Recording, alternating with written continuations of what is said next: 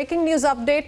Quickly putting out more details that we are picking up. Russia has given Ukraine a deadline of 3 p.m. on 27th of February, that is, to decide whether or not they're ready to meet for talks in Belarus. So Russia claims at this point in time that their delegation is already in Belarus, and the latest breaking news update that Russia has given Ukraine a deadline of 3 p.m.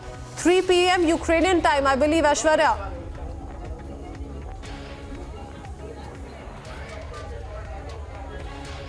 Yeah, absolutely. So it's an ultimatum coming in from Vladimir Putin to Zelensky that either give it all up, but we are still seeing on the streets of Ukraine fistfights, gun-to-gun fight, soldiers fighting each other. So it's a face-to-face fight happening on the streets of Ukraine, while Putin is giving an ultimatum of 3:30 at the 3 to 3:30 local time, Russian time, ultimatum to Ukraine. So it's an ultimatum given by Putin to Zelensky.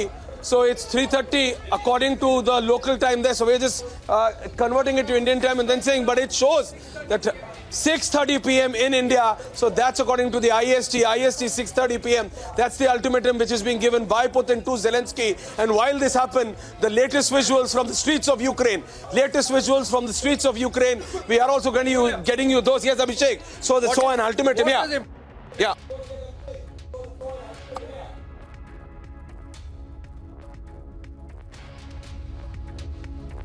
An ultimatum that is coming from Russia. It says that 3 p.m. Ukraine time, that is about 1 hour 15 minutes from now, 6:30 p.m. India time, Ukraine is sure whether the talks would be fair. They could be under duress and pressure. But the point is, Russians have realized that any other place does not help them in any manner. It might not be amenable to their own objectives. So I think this is a calculated move to make sure that till the time that military objectives of Russia are obtained, they are not going to engage with the Ukrainians, and hence the condition, please come to Belarus. So, but that is not happening because Zelensky has already denied that I am not going to have any conversation in Belarus. Different 5-city option has been given. Obviously, so Zelensky is now stuck. He is surrounded by the Russians from all sides. There is proper military campaign going on which is causing death, destruction, havoc inside Ukraine. Zelensky perhaps thinks that if he continues with this path of not surrendering to Russians, he will go down as a hero. He is banking on his Western allies who are indeed supplying weapons, indeed supplying resources. Abhishek, from a distance, that's something. Has gone to the streets, to the kindergartens, to the civilian population. So it's likely, Aishwarya, it's likely that Zelensky believes that bring the situation to a level where the West has no option but to take a call for the sake of morality, for the sake of humanity, more importantly, that you come in militarily as well. And in which case, as President Joe Biden said, we are looking at a third world war. It's a full-fledged war which you are talking about if you want the West to come out. Third world war. Because it's a war in Europe, but if it just can't be. It doesn't. But Putin has given an ultimatum. Just as you said. Putin has given an ultimatum. Just as you said that if the allies don't come in with Zelensky, what is the point?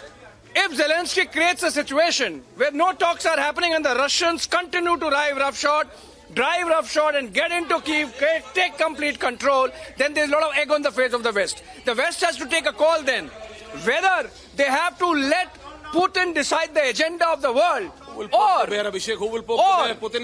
go in militarily.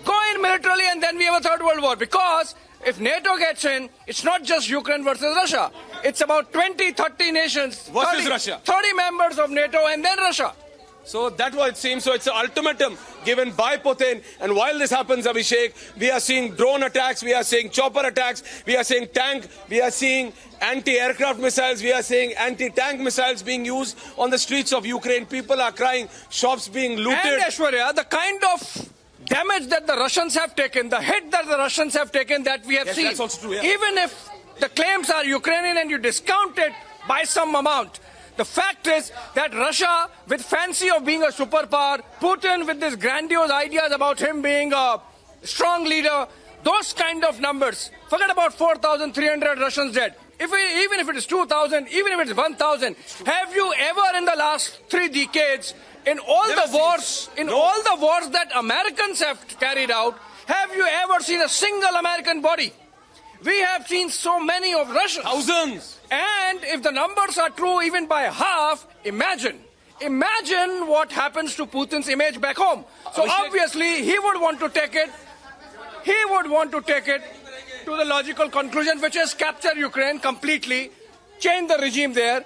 And in this situation, if Zelensky decides that he would go down as a hero, he is not going to surrender, perhaps you might see a situation where, because civilians have been given Kalashnikovs, you might be surprised, not be surprised, if Zelensky comes out with a Kalashnikov in his hand and then goes out in the streets of Kiev and says that I am leading my citizens. And if that happens, the West would have no option but to intervene, perhaps get inside militarily as well. And Ashwarya, that's something which should, I would say, make Putin perhaps think that, okay, fine, if it is this far, let it go that further as well. And that's what I'm saying. You don't want to poke the bear. If it goes to it, we are going to see a World War III, and the world doesn't want it, and the Americans understand.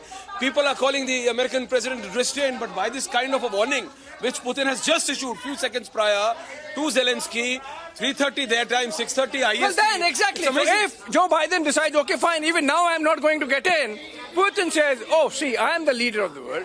I am a strong man. So he goes Biden's ratings go down even further. Trump is happy. Trump says, okay, fine, see, when I was the president, Putin couldn't dare do this. Now he's doing it because Joe Biden is a weak leader. So I think multiple objectives. In fact, Trump was, whatever he was doing on NATO, for example, suited Russians so well. In a way, it's serving both the sides. The world is watching, but the reality of Ukraine is on the streets. And we have with us our editor-in-chief, Arnab Goswami.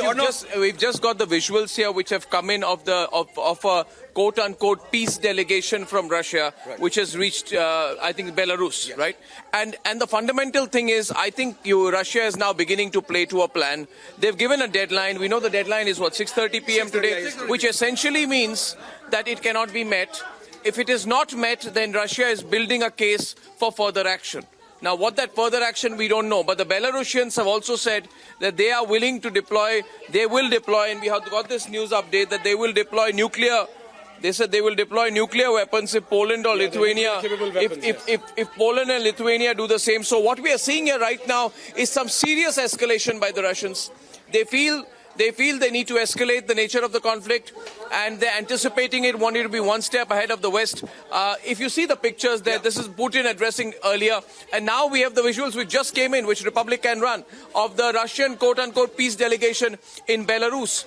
So this is serious. I think Russia is basically building a case saying that we were ready for talks. We told you on multiple times. You made it an issue about not coming to a particular location. And it's also Belarus, which till yesterday or day before was sort of standing back, is now completely going across to the Russian side, and it's making it quite open that while there was a decoy mechanism to sending the tanks and the armored troops through Belarus, and they were denying it, it was very well played out till day before yesterday, but Belarus is now totally with the Russians openly, and you see the peace delegation there, which means that if Zelensky is really in a fix, if Zelensky does not respond within the next hour and a half, then the blame will be put on to him by the Russian establishment, and it will go to another level. So I think very fast-paced developments this evening, and I truly believe that the next 24 hours are extremely critical. Russia is also beginning to realize that this UN special UNGA meeting, I think, which happens about 1:30 a.m. Tomorrow morning, right? Literally like 7 hours from now, right? Is setting the tone for some level of global cooperation against Russia. We've also seen Britain take the lead in saying that the G7 nations should sanction any kind of oil imports from Russia. So anticipating a series of moves, I think Russians are moving extremely fast. I think the next 2 hours, 3 hours will be critical. You see, I think what we'll see is a number of statements and counter statements on both sides, but it's moving very fast. Very fast. Thank you, Arnab. So that was Arnab Goswami.